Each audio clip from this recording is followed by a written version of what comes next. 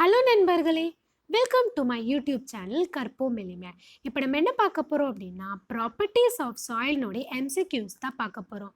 So last கிளாஸில் நம்ம என்ன பண்ணியிருந்தோம்னா ப்ராப்பர்ட்டிஸ் ஆஃப் சாயில்னோட லெக்சர்ஸ் கம்ப்ளீட் பண்ணோம். இப்போ நம்ம எம்சிக்யூஸ் பார்க்கலாம். ஸோ இதில் பார்த்தீங்கன்னா 2 லெவலாக பிரிச்சிருக்கேன். லெவல் 1 அண்ட் லெவல் 2ன்னு பிரிச்சிருக்கேன்.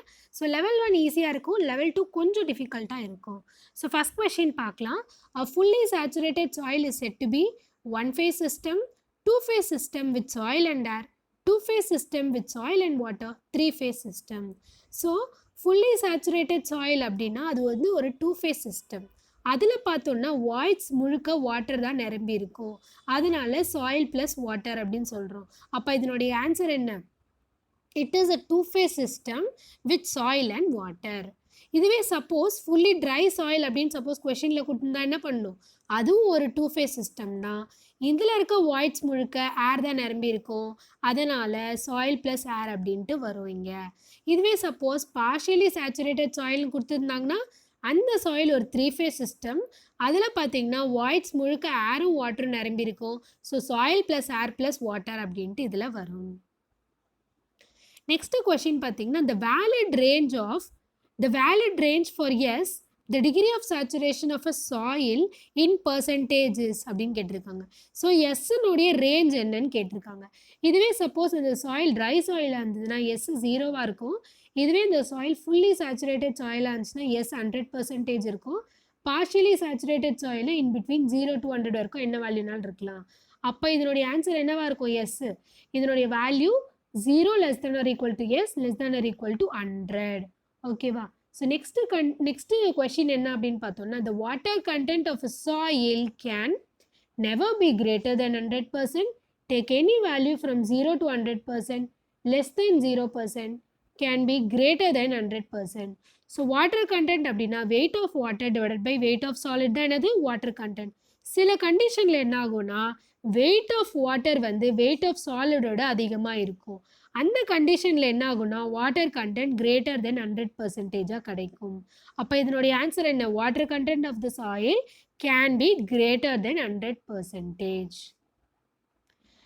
Next question, the submerged density of a soil in terms of unit weight of water gamma W, specific gravity G and void ratio E is given by the expression அப்படின்னு கேட்டிருக்காங்க.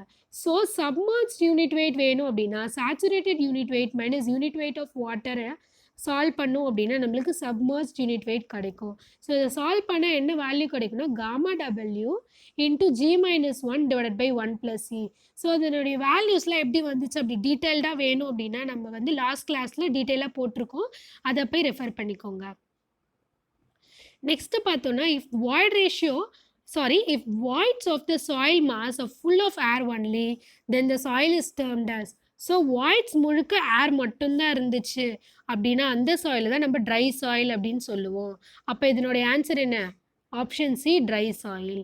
இப்போ suppose fully saturated soil அப்படின்னா என்ன வரும்? Voids முழுக்க water இருக்கும். இதே partially saturated soil அப்படின்னா வாய்ட்ஸ் முழுக்க ஏரும் இருக்கும் வாட்டரும் இருக்கும். Next question, select the correct statement. The unit weight of dry soil is greater than unit weight of wet soil. For dry soil, the dry unit weight is less than total unit weight. The unit weight of soil increases due to submergence in water. Unit weight of soil decreases due to submergence in water. ஓகேவா? Bulk unit வெயிட்டோட formula என்ன? Weight by volume. சரியா? அப்போ bulk unit weight is directly proportional to wait.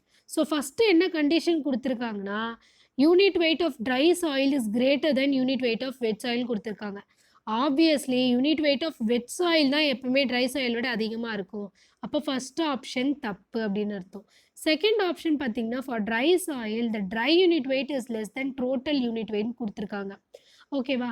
இப்போது bulk unit wait அப்படின்னா என்ன? ஒரு soil வந்து நம்ம எக்ஸிஸ்டிங் ஸ்டேட்லேருந்து எடுத்தோம் அப்படின்னா அதனோட யூனிட் வெயிட் டைரெக்டாக கண்டுபிடிச்சோன்னா அதுதான் பல்க் யூனிட் வெயிட். சப்போஸ் அந்த கண்டிஷனில் சாயில் வந்து ட்ரை சாயிலாக இருந்துச்சு அப்படின்னா அந்த இடத்துல என்ன ஆகும்? பல்க் யூனிட் வெயிட்டும் ட்ரை யூனிட் வெயிட்டும் ஈக்குவலாக இருக்கும். ஓகேவா? அப்போ இதனுடைய ஆன்சர் என்னது? For dry soil the dry unit weight is equal to bulk unit வெயிட்டாக இருக்கும். அப்போ இதுவும் தப்பு. நெக்ஸ்ட்டு வந்து unit weight of soil increases due to submergence in water. தப்பு. Actually unit weight of soil decreases due to submergence in water தான் correct.